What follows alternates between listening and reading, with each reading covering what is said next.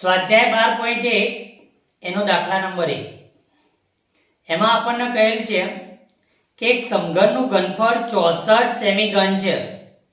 આવા બે સમઘનને જોડતા બનતા લંબઘનનું ક્ષેત્રફળ શોધો, પૃષ્ઠફળ. તો શોધીએ. સમઘનનું ઘનફળ આપણને 64 સેમી ઘન આપેલ છે. તો સમઘનનું ઘનફળ કેટલું થાય? તો લંબાઈનો ઘન. સમઘનનું ઘનફળ થશે લંબાઈનો ઘન. તો માટે 64 બરાબર લંબાઈનો ઘન. તો લંબાઈ બરાબર 4 સેમી આવશે. કેમ કે 4 નો ઘન 64 થાય તો l બરાબર લંબાઈ l બરાબર આપણને 4 સેમી મળશે. હવે બે સમઘનને જોડતા બનતા લંબઘન માટે બે સમઘન સરખા છે એને જોડીશું. તેની લંબાઈ ડબલ થઈ જવાની. 4 સેમી વાળું સમઘન ને બીજું 4 સેમી વાળું સમઘન ભેગું કરીએ એટલે લંબાઈ એની 8 સેમી થઈ જાય. એટલે લંબાઈ l બરાબર 8 સેમી થશે. પહોળાઈ ઊંચાઈમાં કોઈ ફેર નહીં પડે. એની પહોળાઈ ઊંચાઈ એના જ રહેશે.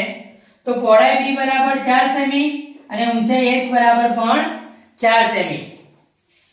હવે લંબઘનનું પૃષ્ઠફળ બરાબર એનું સૂત્ર છે આપણી જોડે 2 કૌંસમાં lb bh hl. તો બે એમના એમ અહીંયા lb તો l 8 છે, લંબાઈ l બરાબર 8 અને b પહોળાઈ 4 છે એટલે 8 ગુણ્યા 4 પ્લસ b ગુણ્યા h તો b 4 છે h પણ 4 છે એટલે 4 ગુણ્યા 4 પ્લસ hl તો h 4 છે અને l 8 છે તો 4 ગુણ્યા 8. બે એમના એમ 8 ચોક 32 પ્લસ 4 ચોક 16 પ્લસ 4 અટ્ટા 32 તો 32 પ્લસ 16 પ્લસ 32 કરીએ તો 80 મળશે અને 80 ગુણ્યા 2 કરીશું આપણે તો આપણને 160 મળશે.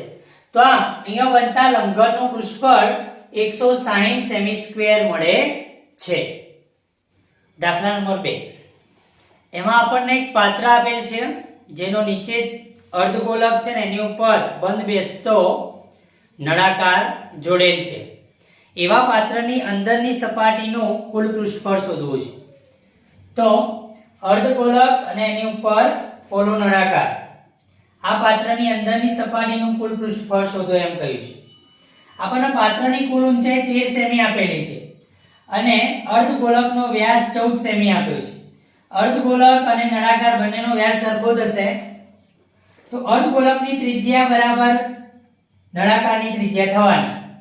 તો નળાકારની ત્રિજ્યા બરાબર અર્ધગોલકની ત્રિજ્યા એના r કહીએ તો r બરાબર વ્યાસ 14 ભાગ્યા 2 થાય. તો 14 ભાગ્યા 2 કરીએ એટલે આપણને 7 મળશે. નળાકારની ઊંચાઈ h શોધવી હોય તો આ કુલ ઊંચાઈ 13 રહી એમાંથી આ ત્રિજ્યા બાદ કરવી પડે 7. તો 13 ઓછા 7 કરીએ તો આપણને નળાકારની ઊંચાઈ 6 સેમી મળે. પાત્રની અંદરની સપાટીનું પૃષ્ઠફળ તો એ કેટલું થશે? તો અંદરની સપાટી જોઈએ આપણે તો એક અર્ધગોલકની વક્ર સપાટી છે અને આ નળાકારની વક્ર સપાટી છે. તો બરાબર અર્ધગોલકની વક્ર સપાટીનું ક્ષેત્રફળ પ્લસ નળાકારની વક્ર સપાટીનું ક્ષેત્રફળ આવું થશે. એમાં અર્ધગોલકની વક્ર સપાટીનું ક્ષેત્રફળ 2πr² થાય પ્લસ નળાકારની વક્ર સપાટીનું ક્ષેત્રફળ 2πrs થશે. બંનેમાંથી 2πr કોમન કાઢીએ તો 2πr કોમન નીકળી જાય તો અહીંયા r વધશે પ્લસ અહીંયા h વધશે કૌંસમાં. તો કૌંસમાં r પ્લસ h.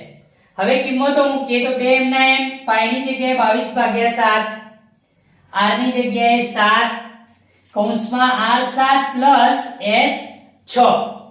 અહીંયા 7 7 ઉડી જશે ઉપર નીચે તો 22 નું 44 થશે અને આ 7 પ્લસ 6 છે 13 થશે.